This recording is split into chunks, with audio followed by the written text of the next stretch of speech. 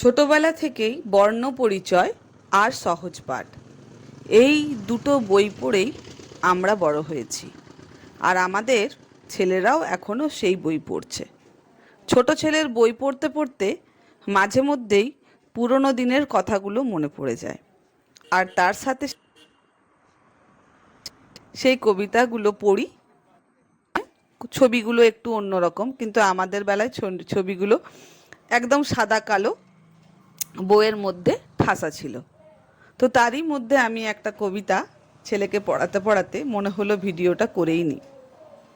আলো হয় গেল ভয়, চারিদিক ঝিকমিক, বায়ু বয় বনময়, বাঁশ গাছ খরে নাচ, দিঘি জল ছলমল, যত কাক দেয় ডাক, ক্ষুদিরাম পাড়ে জাম, মধুরায় খেয়াবায়, জয়লাল ধরে হাল, অবিনাশ কাটে ঘাস, ঝাউবন দেয় তাল, বুড়িদায় জাগে নাই, হরিহর বাঁধে ঘর, পাতুপাল আনে চাল, দীননাথ রাঁধে ভাত, গুরুদাস করে চাষ।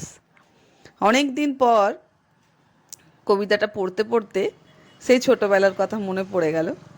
আর এই যে ছন্দ, সেই ছন্দগুলো আমরা কিছুতেই ভুলতাম না। একটার পর একটা যে ছন্দের মিল আছে, সেই ছন্দগুলো আমরা কিন্তু বন্ধুদের সাথে একটা কবিতা বলার পর আরেকজন তার পরের স্ট্যান্ডারটা বলতো। কে কে এই কবিতাটা এখনো পর্যন্ত মনে আছে অবশ্যই কিন্তু একটু কমেন্টে জানিও। আর আমার যে ক্যামেরার মধ্যেই যে ছবিগুলো ভেসে আসছে, ভিডিওগুলো, সেই ভিডিওটা একদম অন্যরকম ভিডিও। শরৎকাল, তার সঙ্গে সঙ্গে কাশফুলের ভেলা, সবুজ চারিদিক সবুজ হয়ে আছে। এই মনোরম পরিবেশের থেকে চোখ সরানো কিন্তু কোনো মতেই সম্ভব নয়। ক্যামেরাবন্দি ছবিটা কেমন লাগছে অবশ্যই কিন্তু কমেন্টে জানাবে। আর জায়গাটা তো বুঝতেই পারছো, আগেও একটা ভিডিও আমি তোমাদের পোস্ট করেছিলাম। সেই ভিডিওতে সুন্দর সুন্দর কমেন্ট আমি পেয়েছি। আর আরেকটু ছিল ভিডিওটা, সেই ভিডিওটাও তোমাদের সঙ্গে শেয়ার করে দিলাম। সবুজের মধ্যে সাদার ছোঁয়া, চারিদিক একদম পুরো সাদা হয়ে আছে, পুরো নদীটা, এত সুন্দর পরিবেশ।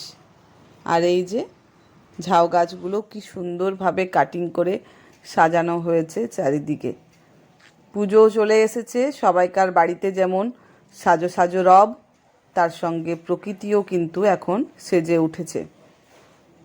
দুদিনের টানা বৃষ্টিতে কাশফুলগুলোর যে কী অবস্থা হবে, সেই শুনেই মাথায় হাত পড়েছে আমাদের। আজকের ভিডিওটা এখানেই শেষ করলাম।